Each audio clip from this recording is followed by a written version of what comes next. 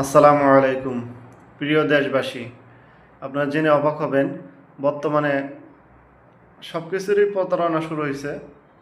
তার মধ্যে হলো কালো জিরা প্রতারণা করে বানাইতেছে, সাদা তেল কিনে নিয়ে আসতেছে, কালো রঙ ও কেমিক্যাল মিশিয়ে সেটাকে রৌদ্রে শুকিয়ে কালো জিরা বানাচ্ছে। কালো তেল বাজারে ১০০ টাকা কেজি, আর কালো রঙ ও কেমিক্যাল মিশিয়ে শুকাইলেই হয়ে যাচ্ছে ৪০০ টাকা কেজি। এই প্রতারকের বাড়ি হয়েছে টাঙ্গাইল জেলা ভুইয়াপুর উপজেলা বারোই গ্রামে, নাম হাসমত আলী, চিনে রাখেন।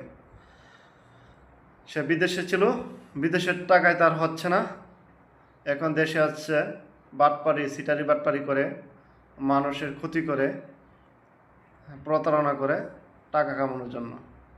তো যে দেশে বন্ধু আছে সেই দেশের শত্রুও আছে। হ্যাঁ, ১০০টা যদি খারাপ মানুষ থাকে, না হয় ১-২টা ভালো মানুষ থাকবেই, এটাই স্বাভাবিক। তাই সচেতন মানুষ হিসেবে উনি প্রশাসনকে জানাইছে, এই প্রশাসন আইসা ওনার ব্যবসা লালবাতি জ্বালাই দিছে। বেশি খাইতে চাইছিল, বেশি খাওয়াতে তার মুখ ফুরে গেছে। তার রেডি করা ৫০ মণ কালো জিরা যারা সাপ্লাই দিতে চাইছিল, সেটা ধরে প্রশাসন এসে পুড়িয়ে দিছে। সুতরাং বাংলাদেশে কোনো কিছু এখন আর গোপন থাকে না।